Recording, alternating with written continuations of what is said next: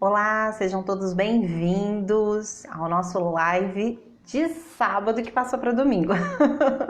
Nós tivemos um probleminha técnico ontem, mas já estamos aqui ao vivo novamente para falar sobre um tema muito bacana, que é a escrita terapêutica.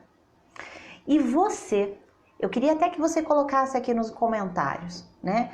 Você sabe o quão poderosa é essa ferramenta, o quão importante é a prática da escrita terapêutica na terapia? Ou você usa meio intuitivamente? Você não tem muita certeza qual é o alvo, a grande mudança da escrita terapêutica. Se você faz, porque o coleguinha faz, o psicólogo do lado faz, você comprou o livro que diz que tem que fazer, e aí você faz, né? Naquele afã de fazer um monte de técnicas, mas você não entende exatamente qual é o objetivo da escrita terapêutica. Meu nome é Melissa Fioravante, eu sou psicóloga clínica com mestrado em psicologia e coordenadora do Semente Cursos em Psicologia. Sejam bem-vindos, meus amores, a esta live. Meus amores, hoje a gente vai falar sobre escrita terapêutica e correndo o risco de falar da minha idade e dos coleguinhas aqui também falarem da idade deles, né?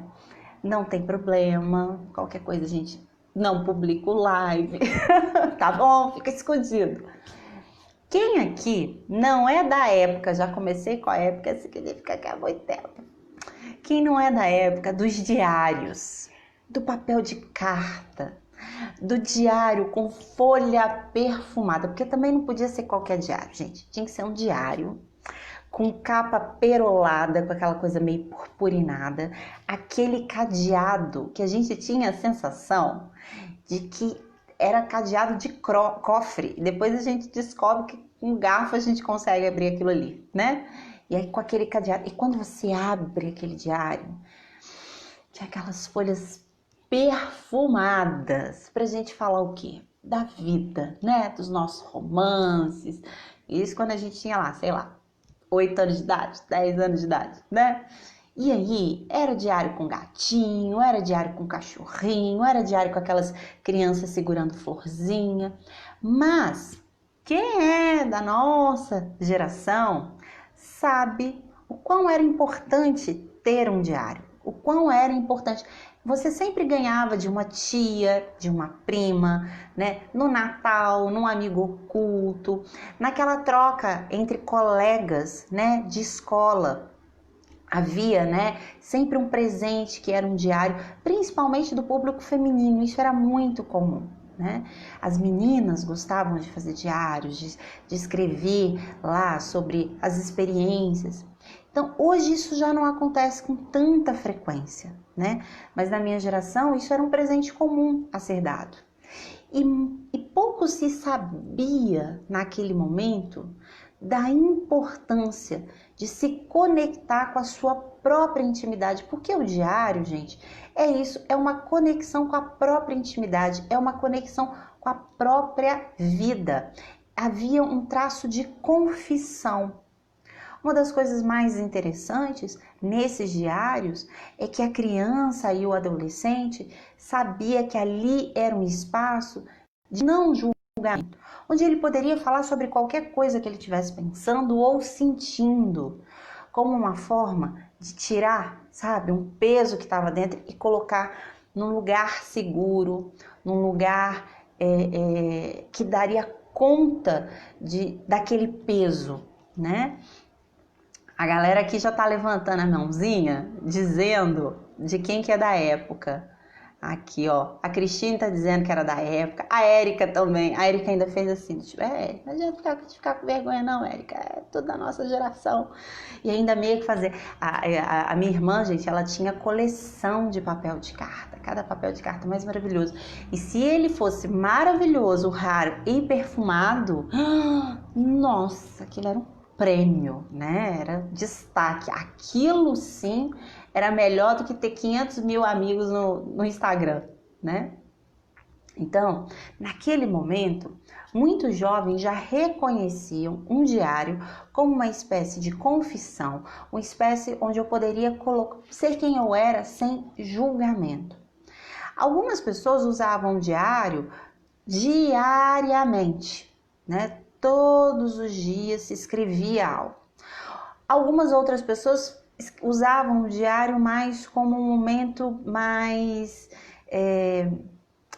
para situações específicas ou especiais. Especiais de maneira positiva ou negativa na vida das pessoas, né?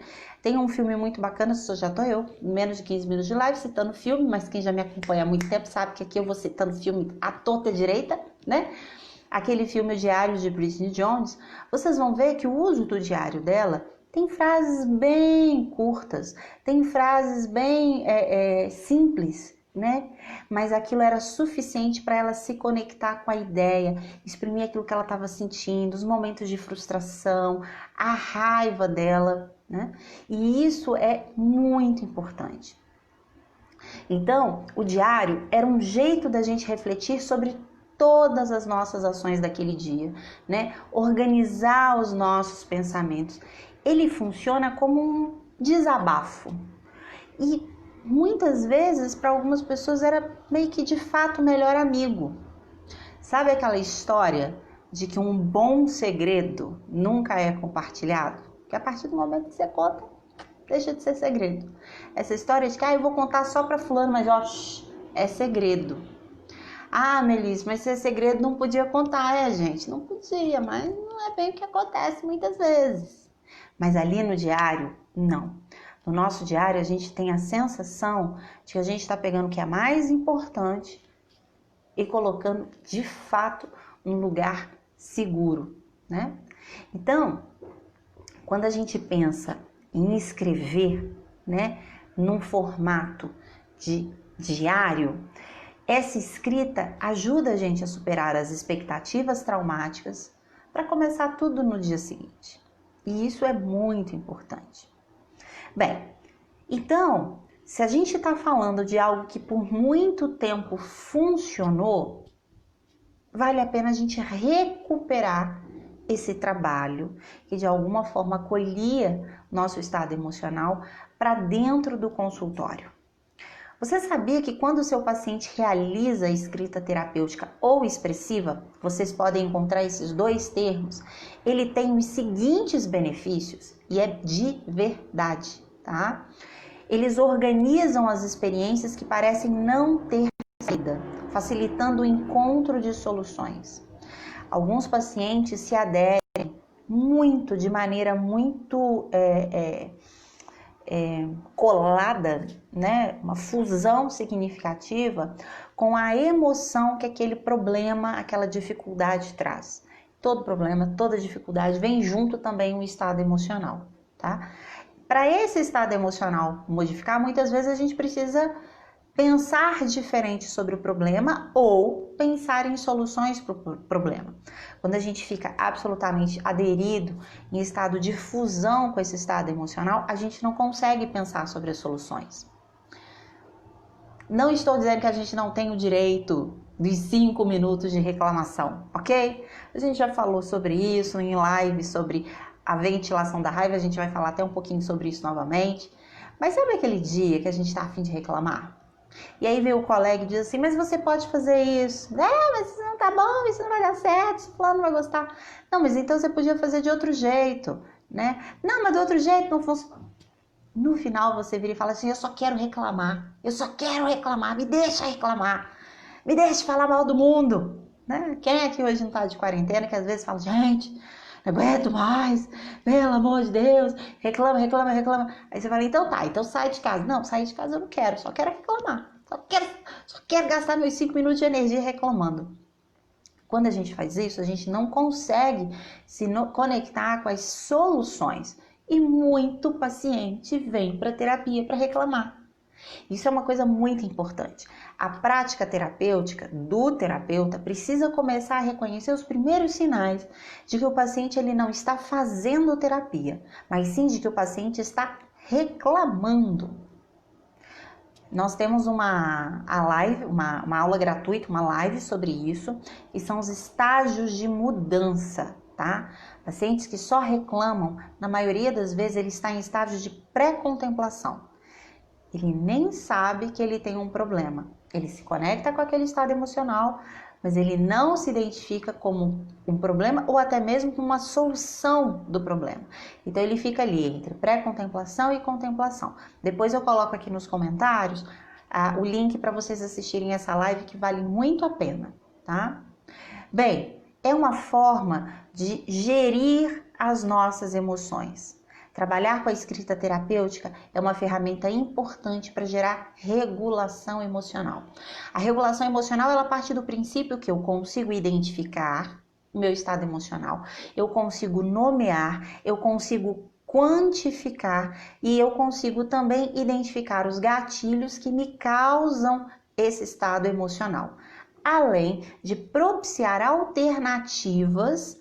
Não estou dizendo tirar aquele estado emocional, mas produzir alternativas para vivenciar aquele estado emocional. Isso a gente vai falar bastante também no live que a gente falou sobre raiva. A gente hoje, quando trabalha a regulação emocional da raiva, a gente não quer arrancar a raiva das pessoas, até porque a raiva é importante ser vivenciada. Mas de que maneira que eu posso dizer para as pessoas com quem eu convivo, como é que eu posso ventilar essa raiva sem ser agressivo, sem de alguma forma machucar ou prejudicar a outra pessoa. A partir do momento que eu regulo as minhas emoções, eu tenho imediatamente uma diminuição da minha angústia e da minha ansiedade.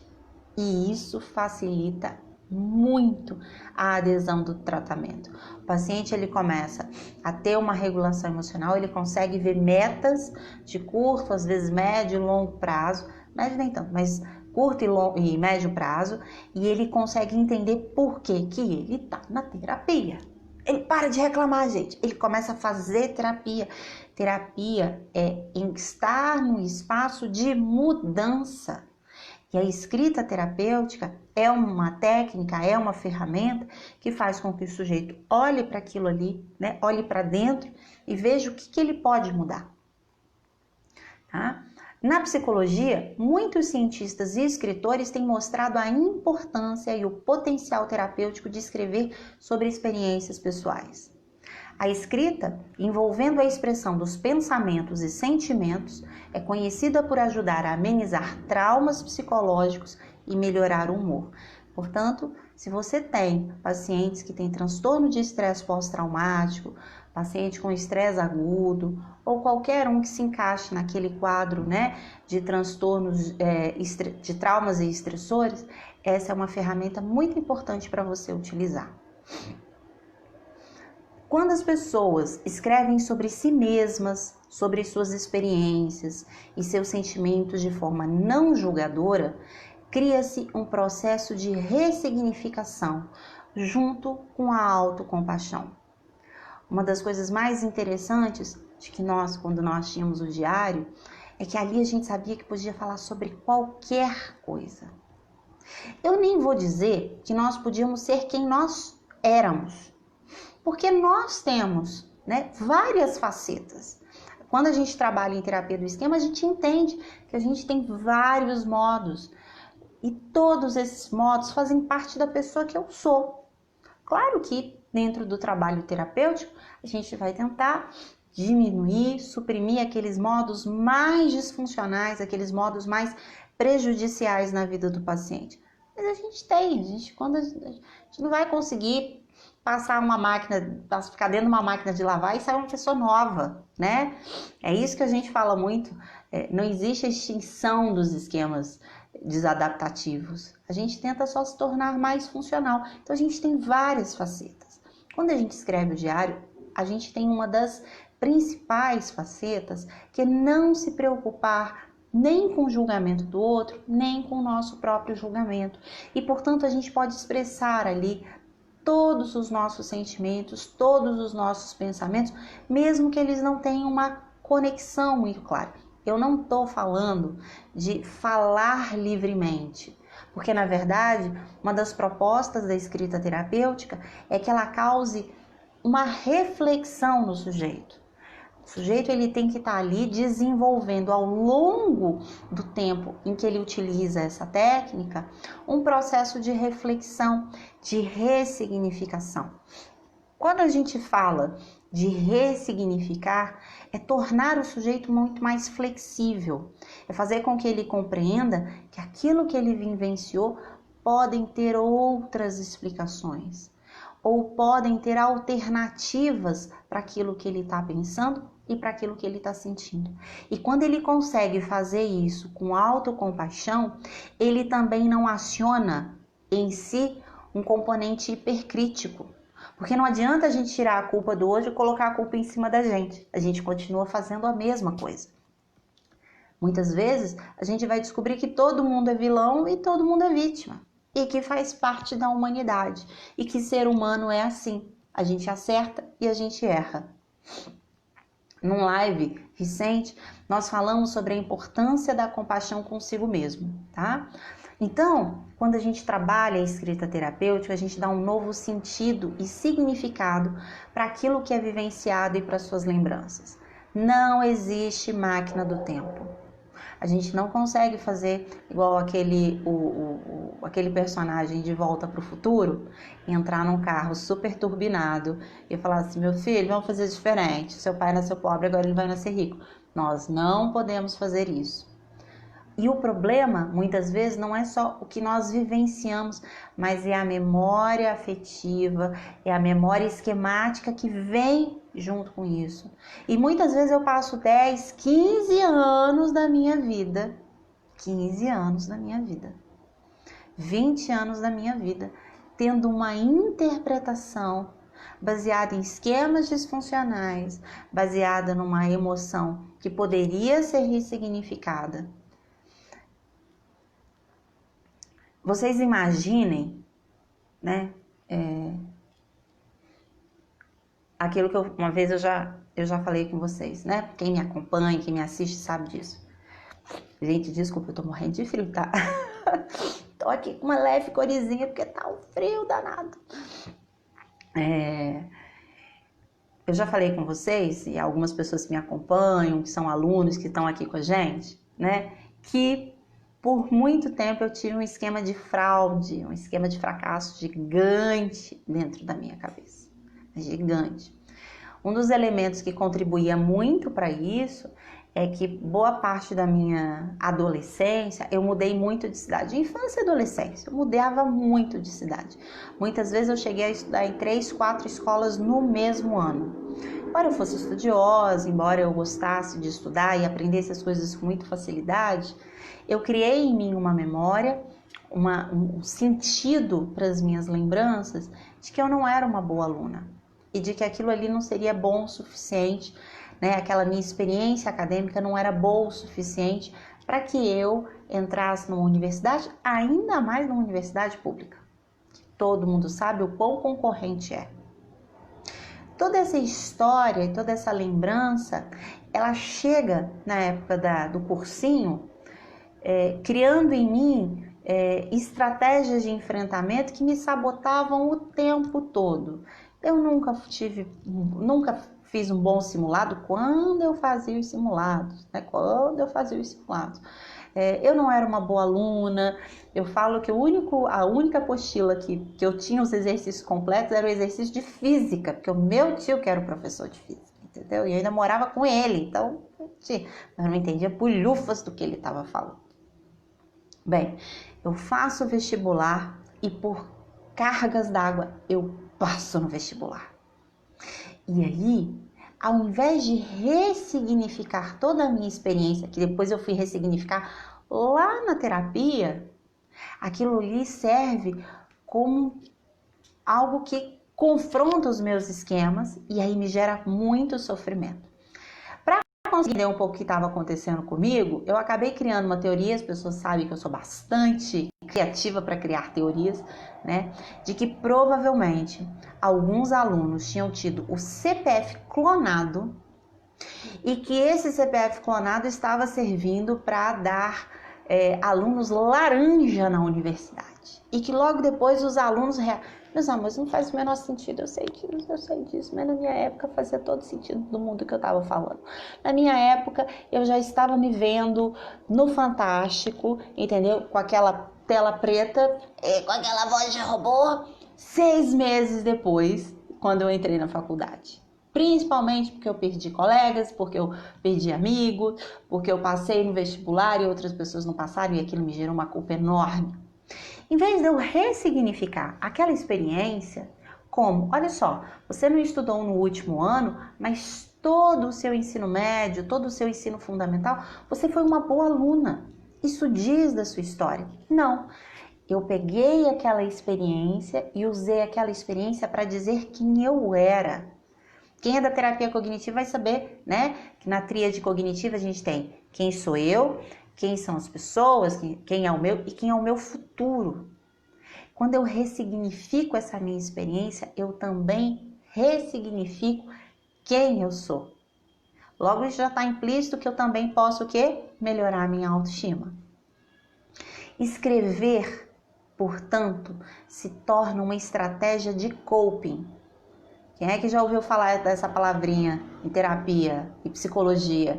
Estratégias de coping.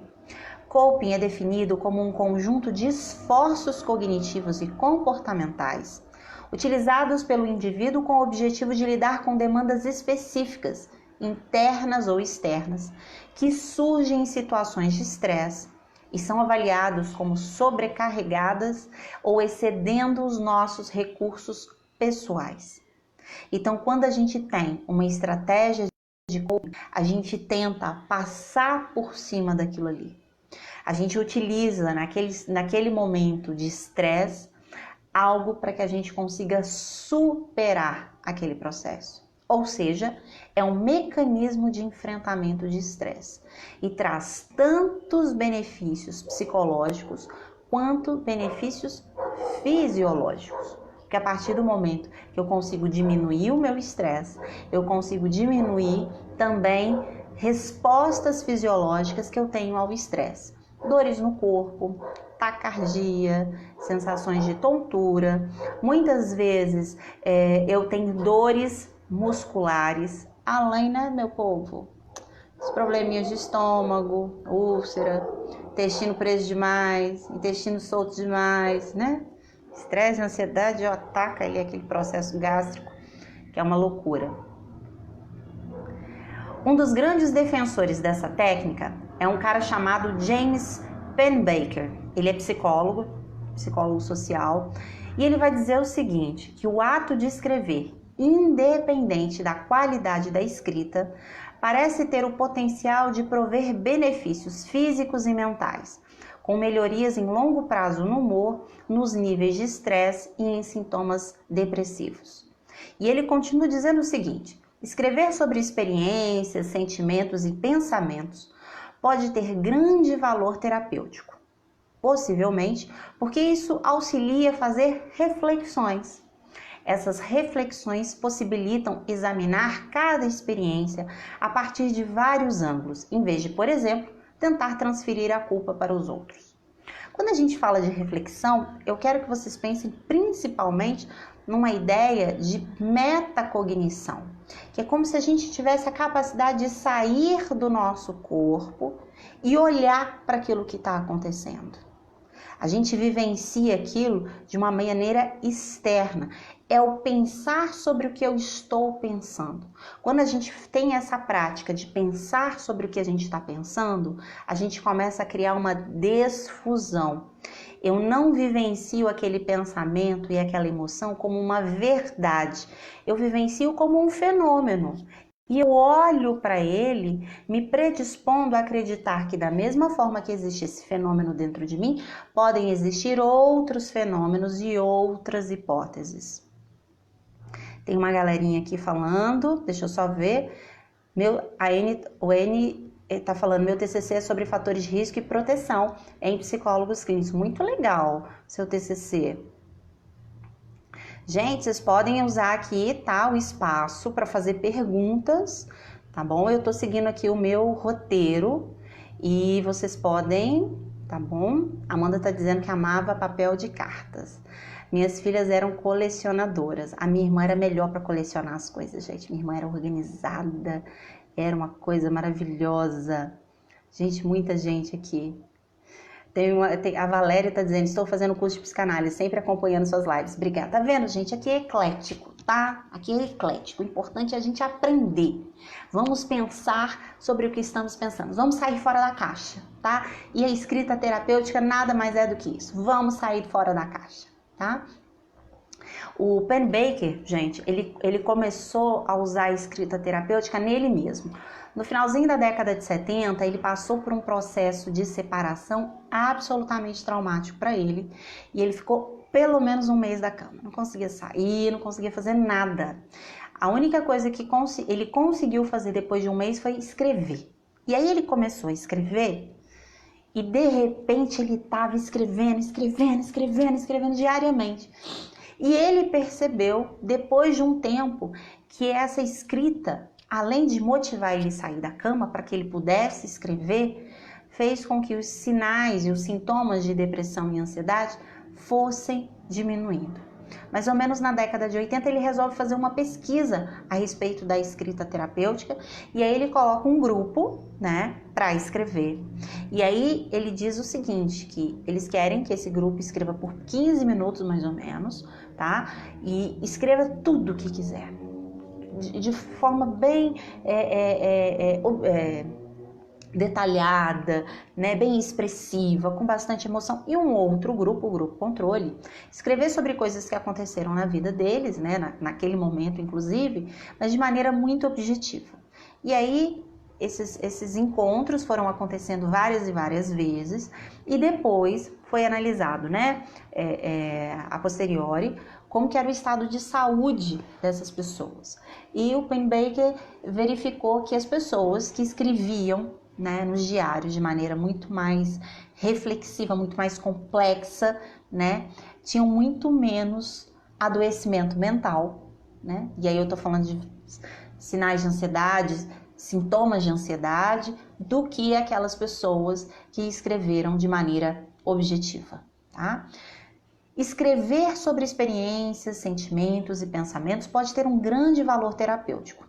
Possivelmente porque isso auxilia a fazer reflexões, como a gente já falou. Essas reflexões possibilitam examinar cada experiência a partir de vários ângulos. Gente, isso é flexibilidade cognitiva. Quem é terapeuta cognitivo, fique esperto, porque esse é o objetivo do processo terapêutico. Tá?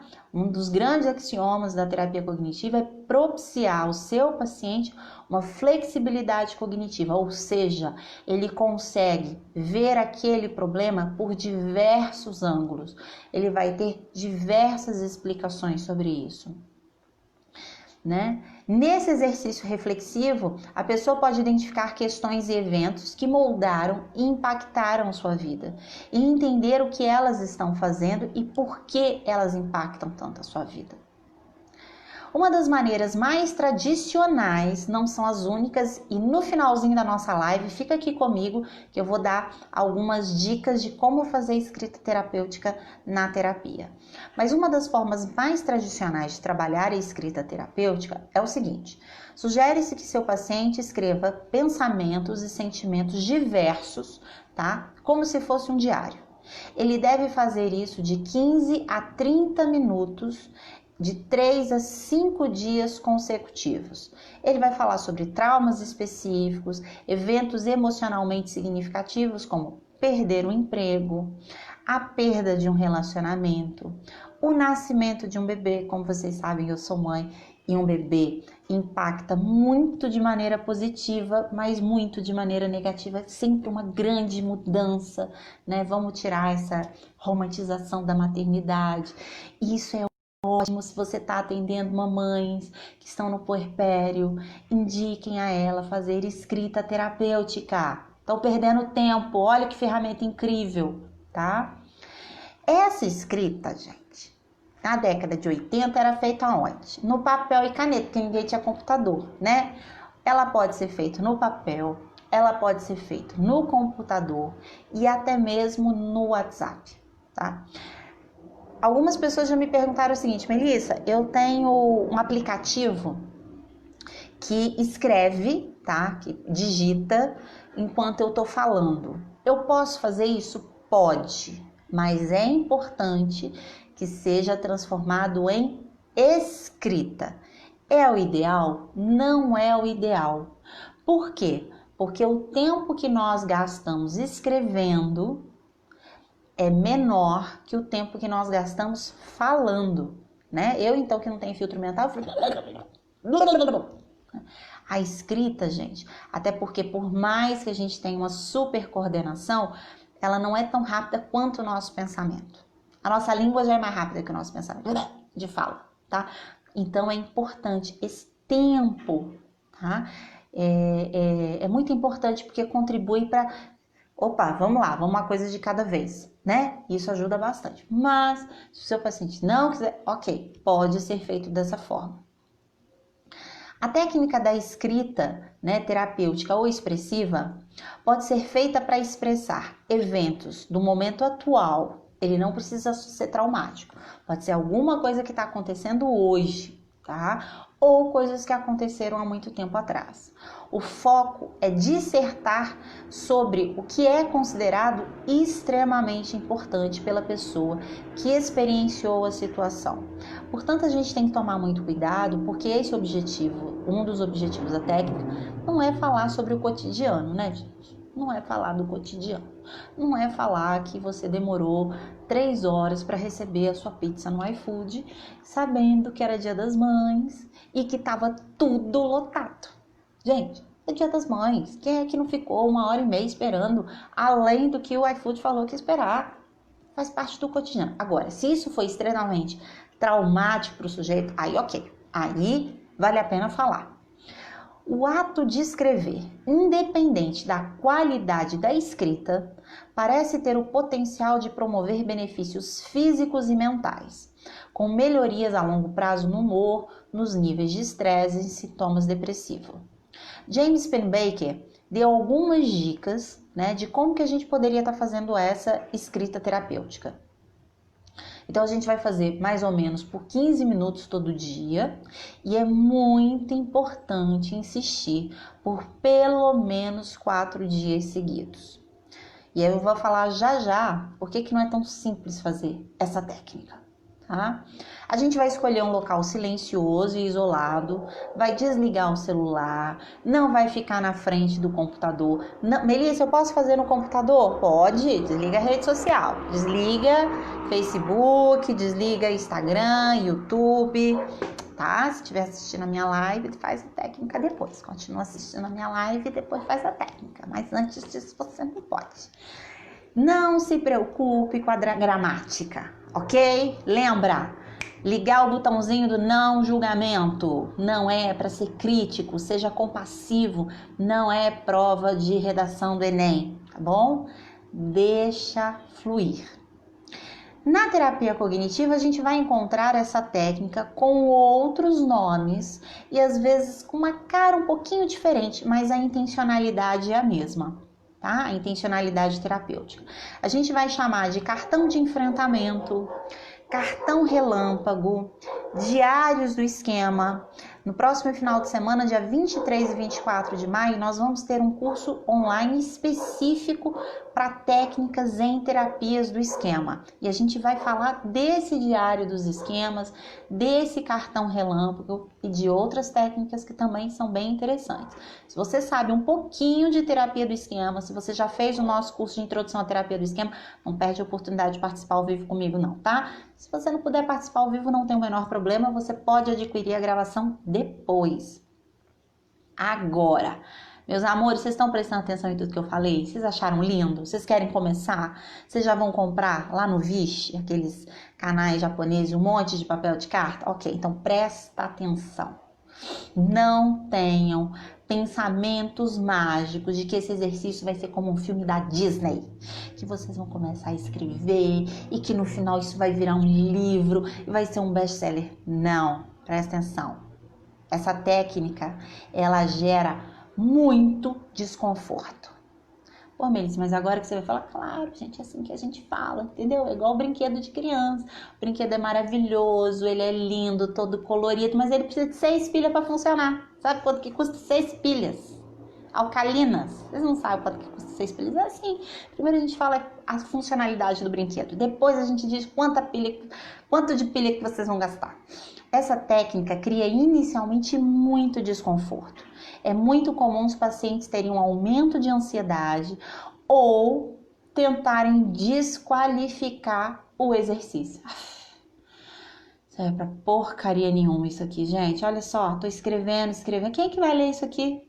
Eu não tô com raiva do João, o João não vai ler isso aqui. Pra que eu tô fazendo isso, o João não vai ler? Isso não vai funcionar pra nada. Só tô escrevendo aqui, ó, tá vendo? Tô ficando até com dor na munheca, de tanto que eu escrevo. A terapeuta dizendo que eu tenho que fazer, mas não serve pra nada. E aí começa a desqualificar, tá? Assim, você que é terapeuta, fique atento, pois é uma atividade que pode contribuir e muito para que o paciente procrastine. Para mim é uma das tarefas de casa mais difíceis de serem realizadas. E ele vai inventar milhares de desculpas, tá? Além disso, os pacientes hipercríticos terão dificuldade com a censura, com o julgamento, além da própria escrita, né? Se está escrevendo corretamente, se o português está correto, se não está correto, eles vão ter julgamentos com relação a pensamentos e sentimentos. E aí vocês têm que tomar muito cuidado, porque primeiro vocês precisam baixar a bola, baixar esse modo hipercrítico do paciente, porque senão aquela carta que deveria ser um estado de reflexão, um processo de diminuição da ansiedade, vai ser uma materialização de quão fracassado e de quão incompetente ele é. Aí, meu bem, aí vocês deram um tiro nos dois pezinhos e aí não funcionou, foi pra nada, tá? Só aqui a Gabriela tá dizendo, não é mágica. Não é mágica. Gente, tem uma pessoa aqui, ele já está dando spoiler. Espera que você tá dando spoiler. A Karine tá falando que tem o grande Gatsby, um dos autores principais é recomendado escrever sobre suas emoções. E durante toda a trama ele narra o que acontece falando suas interpretações e emoções. Muito legal. Ainda no filme, a Karine continua falando, né? Ele diz que viveu em função da vida dos outros e ignorou suas próprias emoções, sempre se preocupando com os outros. E aí a vida passou. Muito legal, vamos assistir. Vamos assistir, Karine. Comenta com a gente se esse é aquele Gatsby do Leonardo DiCaprio, que é o único que eu conheço. Se for o filme mais antigo que esse, não vai rolar não, tá? Olha só, uma outra coisa, fiquem atentos, tá? No mundo de hoje, todo mundo tem uma opinião, tem um comentário, tem um tweet, tá? Para colocar nas redes sociais. Isso é escrita terapêutica? A cara da pessoa que... Sabe aquele cri-cri assim? Tipo, tem certeza que eu preciso responder? Claro que não, né, meu povo? Lembra que eu falei com vocês que a escrita terapêutica ela tem que ter um ato reflexivo? Um blog pode ser uma escrita terapêutica. A pessoa usa... Hoje o blog deu uma caída, né? Deu uma queda. Mas um blog, ele é um processo bem reflexivo, ele é bem interessante. Mas esses tweets, isso não é, né, gente? Isso não é escrita terapêutica. Isso é a pessoa falando impulsivamente. E tá tudo bem, não tem o menor problema. Só não é com esse objetivo, tá? Não tem essa intencionalidade. Então vamos lá. A gente tem aqui algumas formas de fazer essa escrita terapêutica. A gente vai chamar de organize suas ideias. Uma forma de se fazer escrita terapêutica é com o nome de organize suas ideias, tá? Vocês vão pegar uma caneta ou vão digitar. Durante meia hora, escreva tudo aquilo que passar pela sua cabeça. Mesmo que sejam frases sem conexões ou sem sentidos. Vocês também podem desenhar, fazer listas de qualquer coisa que queira ou escrever nomes aleatórios. Apesar de parecer uma loucura, isso irá ajudá-los a organizar suas ideias e a conhecer seus sentimentos mais íntimos. É uma boa maneira da gente se conhecer um pouco mais e de nos aprofundarmos na nossa própria mente. O RPD, embora seja mais estruturado, né, diferente de falar livremente, também é um tipo de escrita terapêutica. A gente vai ali, a diferença é que os pensamentos estão vindo e eu vou colocando ele naquelas colunas, mas eu também estou organizando as minhas ideias. E aí vocês vão entender por que é difícil. Vocês já tentaram fazer RPD com o paciente 3 colunas? Situação, pensamento e emoção? Vocês já viram que procoque daquilo? Pensa, o paciente não sabe o que é sentimento, o paciente não sabe o que é pensamento, o paciente não entende que situação e pensamento são coisas diferentes. Imagina fazer aquele 7 colunas. Fazer esse exercício de organizar as ideias, gente, é um treinamento. É igual ir pra academia para ter barriga tanquinho. Aí a caboclo vai lá o quê? 3 dias na academia, faz 60 abdominais e olha e fala o quê? Nada. Continua, né? Sem ser com aquela barriga tanquinho. Porque o que? É disciplina.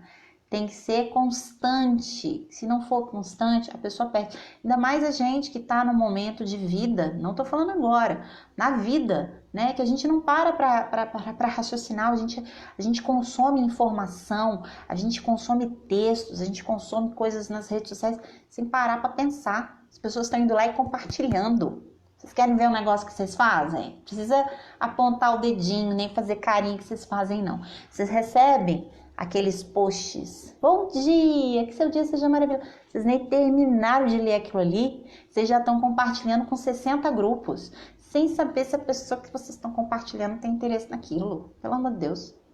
E aí vocês estão, peguem, peguem. Olha a urgência, né? O imediatismo. Isso não é bom não, tá? Então o RPD, como já tinham dado spoiler aqui, né? Sim, o RPD é também uma forma de escrita terapêutica, uma excelente forma de escrita terapêutica. Quanto mais você faz, mais aperfeiçoado fica a sua escrita terapêutica, tá? Também podemos fazer o diário das coisas positivas.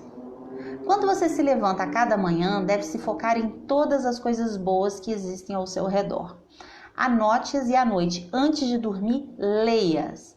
Você ficará surpresa ao comprovar que a vida não é tão cinza como você pensa. Melissa, eu posso fazer igual a Poliana, no livro Poliana, que recebeu um monte de bengala do pai de Natal porque não tinha dinheiro para receber? Claro que não. Aqui não é o jogo da Poliana. Não é para fazer a brincadeira do contente. E nossa, seja grato pela sua comida, porque as pessoas na África estão morrendo de fome. Você não se conecta com isso. Isso é falso. Aquela alegria tem que fazer sentido para você. E isso é um treino que o terapeuta vai fazer.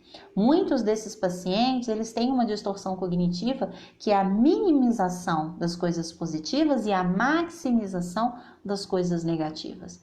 Então, o que a gente está aqui, é tentando equilibrar. Coisas boas acontecem como coisas ruins acontecem.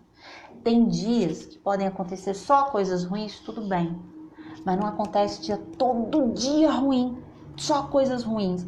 Então esse é um exercício em que você vai começar a prestar atenção em coisas boas. Tem um exercício que não é da escrita terapêutica, mas que eu acho que é bem interessante, já dando esse bônus para vocês aqui na live, que é os 5 sucessos do dia. É fazer com que a pessoa se conecte aos 5 sucessos que ela teve ao longo do dia. A primeira coisa, a gente tira a ideia de que sucesso são coisas maravilhosas, tá? Virei amiga da Beyoncé, a gente troca o WhatsApp todo dia. Não. Muitas vezes o sucesso que você tem é acordar naquele horário programado, que você sabe o quanto que é difícil para você que está deprimido, acordar no horário programado. É tomar seu banho com calma, é levar o cachorro para passear, é ter uma conversa sem ter ofendido o outro. Melissa, eu posso colocar que eu ganhei na Mega Sena? Pode. Mas quantas vezes você ganha na Mega Sena? E quantas vezes você precisa acordar na hora? Então, é uma forma da gente começar a valorizar, tá? É muito importante. Nós tivemos um curso de formulação de caso, ele já está disponível na versão gravação, no modo gravação, ele é online, e a gente fala muito disso. Quantos terapeutas pecam, erram por não avaliar os fatores fortes do paciente. Os terapeutas estão tão focados em diagnóstico, deprimido, ansiedade, transtorno de personalidade, é bipolar. E aí, esquece de, da mesma forma que você tem que ter avaliação e critérios para quais são os diagnósticos, qual é o diagnóstico desse paciente, quais são os critérios dos pontos fortes. Se você não trabalhar os pontos fortes, ele não melhora. É isso que a gente está falando, é a balança, tá? Técnica da escrita terapêutica, desabafe. Isso é quase uma ventilação da raiva. Também vamos falar bastante da ventilação da raiva nesse curso de técnicas em terapia do esquema. É usar a escrita terapêutica com a intencionalidade de desabafar. Lembra que a gente falou, pode reclamar, pode chorar. É a hora que você vai sentar na frente do seu papel, na frente do seu celular, do computador e vai escrever para desabafar, tá? Se alguma coisa está lhe fazendo mal, escreva. Imagine que essa é uma carta dirigida ao motivo do seu descontentamento e desabafe. Pode ser para uma pessoa, pode ser para uma situação, entendeu? Por exemplo, Melissa, eu tô com raiva da quarentena nesse momento. Faz uma carta falando mal da quarentena. Melissa, eu tô com raiva do meu chefe. Faz uma carta falando do seu chefe. Melissa, eu tô com raiva da minha fibromialgia. Faz uma carta brigando com a sua fibromialgia. Não tem problema não. Expresse tudo que você pensa, a sua dor, os seus medos, a sua raiva. Você vai notar um enorme alívio. Talvez algumas pessoas sintam isso na primeira carta. Outras vão precisar usar essas escritas com mais constâncias para verem essa mudança acontecendo. Outra forma de fazer a escrita terapêutica é escreva as suas metas. Eu fiz alguns anos atrás um curso de desenvolvimento pessoal e aprendi muita coisa. Adoro esses cursos de desenvolvimento pessoal. Mais importante do que desejar algo é visualizar as suas metas. Fazer exercícios de visualização. É você se ver naquele lugar. É você se imaginar. É mais do que você querer, sabe? É pôr a imaginação. Olha, eu quero ficar loura. Então fecha os olhos e se imagina como é que você é loura. Isso, o que você precisa, onde você vai estar, ok? Torná-las concreta pode ser pela escrita ou pelo desenho. E nesse curso eu desenhei tudo que eu queria para minha vida. Eu vou ter X, eu vou ter Y, eu quero isso, eu quero aquilo, tá? Vocês podem fazer. Escreva numa folha quais são as suas metas. Certamente são muitas. Algumas impossíveis de visualizar na sua cabeça. Pense nelas e pergunte-se: será mesmo que é impossível atingi-las? Será que eu não tenho medo de fracassar? Existe alguma alternativa mais realista? Né? Porque, por exemplo, quando eu tinha 15 anos e estava lá nos meus diários, com quem que eu achei que eu ia casar? Príncipe William, entendeu? Vocês não estão entendendo, quando ele casou com a princesa Kate, foi uma bagunça dentro de mim. Tem gente aqui que está me acompanhando, sabe como que eu leio, fico pesquisando a vida da realeza inglesa, entendeu? Por quê? Porque no fundo eu gastei anos achando que eu ia casar com o Príncipe William, entendeu, gente? Não é muito real, vocês têm que entender, a minha cabeça é fértil, eu imaginava eu chegando em Londres, entendeu? Andando no mercado, saindo do trem, ele passando, tipo aqueles filmes hollywoodianos mesmo. Qualquer que seja a sua decisão, somente você sabe até onde está disposto a chegar. Ninguém irá julgá-lo se você fracassar e se acontecer, será ótimo. Desenhe a vida que você quer, visualizar, gente. Visualizar e imaginar. Vocês imaginam o tempo todo, tá? Motive-se a seguir lutando por aquilo que você deseja. E último, não menos importante, tá? É a carta dos dias ruins. Em terapia do esquema podemos encontrá-las como diário do esquema e em TC como cartões de enfrentamento. Vão ter dias, gente, que a gente vai achar que a gente está no umbral, né? Nada certo, que o dia tá cinza, pode estar um sol maravilhoso, mas que a gente acha que foi esquecido por Deus, não é verdade? Então, nesses dias, qualquer coisa vai chatear vocês vão discutir com todo mundo, né? Vocês vão achar que vocês não só levantaram com o pé esquerdo, como vocês têm 2 pés esquerdos, né? Para esses maus momentos, procure ter uma carta guardada na manga. Você já vai ter feito essa carta que você vai guardar na cabeceira, num grupo do WhatsApp particular seu, numa notas no celular, no e-mail, algum lugar que seja seguro. É a carta dos dias ruins. Escolha um dia no qual você se sinta muito feliz, muito animado. Pode ser até um dia que você esteja na terapia, que você esteja muito bem. E você, terapeuta, vai falar assim, acho que agora a gente pode escrever a carta dos dias ruins, tá? Diga ao seu outro eu, esse eu, né? Que vai ficar no umbral. o quanto você está orgulhoso dele, quanto coisas boas vão acontecer. É como se você, que é da terapia do esquema, você vai entender, é como se o seu adulto saudável já estivesse prevendo, falando, aquele dia ele vai dar uma topada no dedão. E ele precisa que eu esteja lá. Mas se eu não estiver lá com ele na hora, pelo menos eu tenho essa carta que eu deixei para ele. Né? Quem que é esse ele, gente? Sou eu pessimista, o eu que acha que nada vai dar certo, o eu que acha que foi esquecido na vida, sou eu, esse eu. Então eu hoje, adulto saudável, né, vou deixar uma carta, um testamento, dizendo que as coisas vão melhorar. A gente tem que deixar isso sempre em mãos, tá? Então a gente pode deixar num lembrete do celular, a gente pode deixar dentro da carteira, tá? A gente pode fazer tudo isso. Meus amores, deixa eu ver se tem mais perguntas aqui, porque a nossa live de hoje está se encerrando. Aqui, quero saber o que vocês acharam da live de hoje. Aqui, a Karine depois ficou de colocar o comentário aqui de qual Gatsby que ela falou. É uma boa alternativa nessa quarentena. Aqui. A Gabriela tá dizendo assim, eles não têm como dizer que não tem tempo para fazer.